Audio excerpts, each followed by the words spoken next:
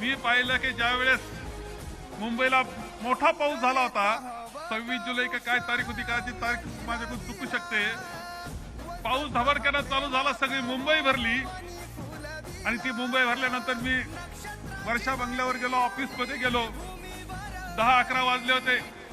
साहेब निना सूचना करीत होते काय करायला पाहिजे, त्यात चाललं होतं. वॉर रूम तिथेच सुरू झाली होती, सगळीकडे सूचना देत होते.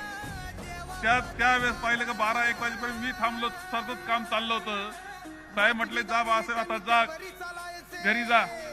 मी गेलो, पुन्हा सकाळी 8ला आलो. त्याच खुर्चीवर बसलेले साहेब मी पाहिले, मुख्यमंत्री महोदय म्हणून त्याच खुर्चीवर त्याच काम करीत असलेले, हे काळजी करणारा कर्तृत्वान अशा प्रकारचा मुख्यमंत्री करता माणूस महाराष्ट्राचा आम्ही जवळून पाहिलं. हैदराबादला एक मध्यंतरी बॉम्बस्फोट झाला, त्या कालखंडात बॉम्बस्फोट झाला होता. मी मंत्री होतो आणि आमचे संगमनेरचे सुद्धा 2 मुलं विद्यार्थी त्यामध्ये दगावले होते. साहेबांनी ते किती काळजी घेतली, मला पाठवलं.